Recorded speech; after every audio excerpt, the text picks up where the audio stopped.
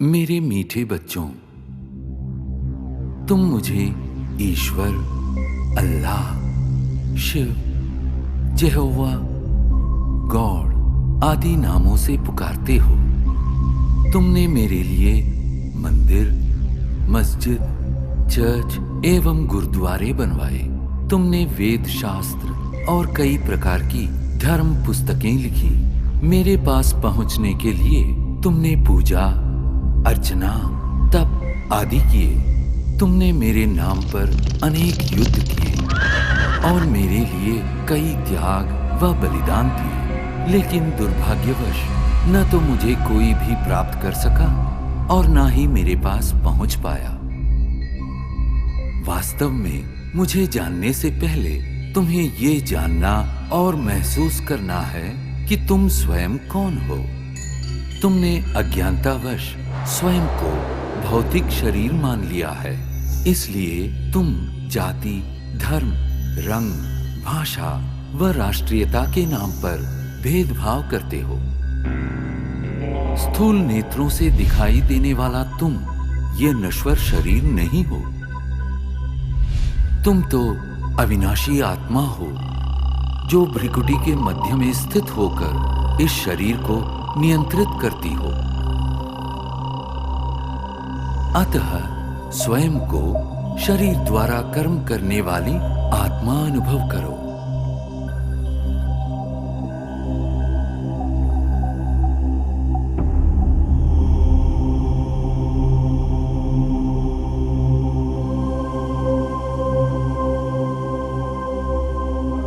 अब कुछ क्षणों के लिए सांसारिक बातों व उनके वातावरण से स्वयं को अलग करो। इस देह को भूल अपने आप को भ्रिकुटी के मध्य में चमकता चैतन्य सितारा अनुभव करो। वास्तव में तुम यही हो, अति सूक्ष्म ज्योतिर्बिंदु आत्मा। अब क्रमशः तुम्हारी यात्रा आरंभ होती है। इस भौतिक दुनिया और देह से ऊपर उठकर नीले गगन की ओर।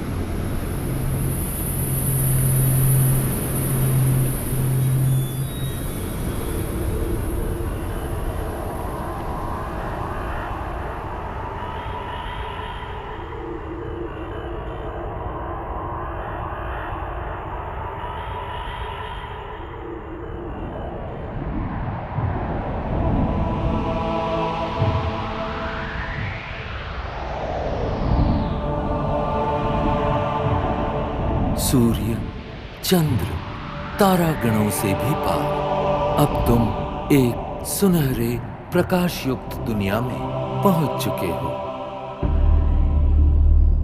ये वो आत्माओं की दुनिया है जिसे ब्रह्मलोक, शांति धाम, मुक्ति धाम व परम धाम कहा जाता है।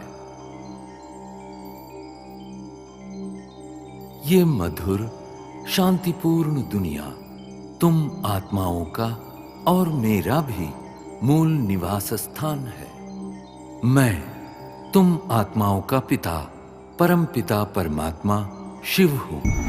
तुम आत्माओं की तरह मैं भी अति सूक्ष्म हूं। ज्योतिर्बिंदु होते हुए भी ज्ञान गुणों में सिंधु के समान हूं। मैं सर्वशक्तिमान जन्म मृत्यु के चक्र से परे होने के कारण सदा पावन हूं। तुम सब आत्माएं मेरी प्रिय संतान हो। प्रारंभ में तुम आत्माएं भी मेरे साथ परम धाम में ही निवास करती थी। बाद में तुम जन्म और कर्म का अविनाशी अभिनय करते सृष्टि नाटक मंच पर अवतरित होते हो।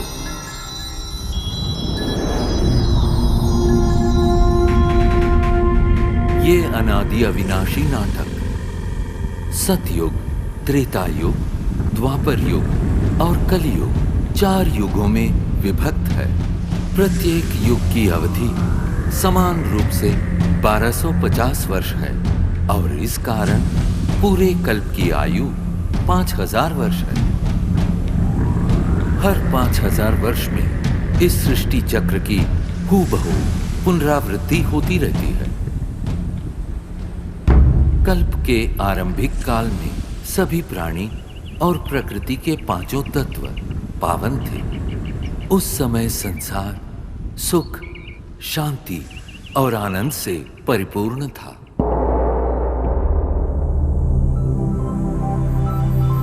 यही वो समय है जिसे सतयुग और त्रेता युग के नाम से जाना जाता है,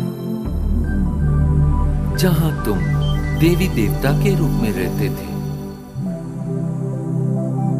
इस 2500 वर्ष की अवधि को स्वर्ग, बैकुंठ, बहिश्त, जन्नत, पैराडाइज आदि नामों से जाना जाता है। सतयुग अर्थात स्वर्ण युग में श्री लक्ष्मी और श्री नारायण का अटल अखंड राज्य था। तत्पश्चात त्रेता युग अर्थात रजत युग में श्री सीता एवं श्री राम ने राज्य किया।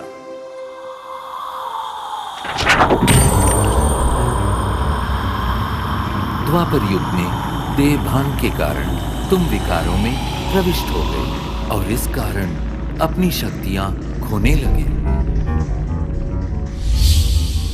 इस अवधि में भिन्न भिन्न धर्म पिताएं आए और अपना धर्म स्थापित किए। प्रारंभ में इन धर्मों की स्थापना सारी मानव जाति को एक सूत्र में बांधने और उनका सही मार्ग प्रदर्शन करने के लिए हुई थी। अब इस कलियुग अर्थात कलह युग में मानव मन में विद्यमान 5 विकार चरम सीमा पर है, जिनके कारण 5 तत्व प्रदूषित हो गए हैं और तुम शांति एवं खुशियों से वंचित हो गए हो। परिणामतः दुख, अशांति के दलदल से मुक्ति पाने के लिए तुम मुझे पुकारने लगे। यदा यदा हि धर्मस्य ग्लानिर्भवति भारत अभ्युत्थानमधर्मस्य तदात्मानं सृजाम्यहम् परित्राणाय साधूनां विनाशाय च दुष्कृतां धर्म संस्थापनार्थाय संभवामि युगे युगे। जब जब धर्म की ग्लानि होती है एवं अधर्म व पाप में वृद्धि होती है, तब तब सत धर्म की स्थापना और श्रेष्ठ विश्व नवनिर्माण हेतु मैं धरती पर अवतरित होता हूँ। इस दिव्य व पावन अवतरण के काल को संगम युग कहते हैं। कलियुग और सतयुग के संगम का ये समय अत्यंत कल्याणकारी है। गीता में दिए इन वचनों के अनुसार अब भारत भूमि पर मेरा अवतरण हो चुका है। प्रजापिता ब्रह्मा के साकार मानवीय तन में मैं प्रविष्ट एवं सन्निविष्ट होकर सहज गीता ज्ञान एवं राजयोग द्वारा तुम आत्माओं को पावन बनाने का महान कार्य कर रहा हूं। अब तुम देह सहित देह के सर्व संबंधों को भूल स्वयं को आत्मा निश्चय कर मुझ परम पिता परमात्मा को याद करो। यही राजयोग है जिसके द्वारा तुम्हारे जन्म जन्मांतर के विकर्म दग्ध होंगे और तुम सर्वगुणों एवं सर्वशक्तियों से संपन्न हो जाओगे। याद रखो, प्रकृति के पांचों तत्व भी तुम्हारे इसी संपन्नता की प्रतीक्षा कर रहे हैं। मेरे प्यारे बच्चों, मैं वही हूं जिसे तुम अनेक वर्षों से खोज रहे हो।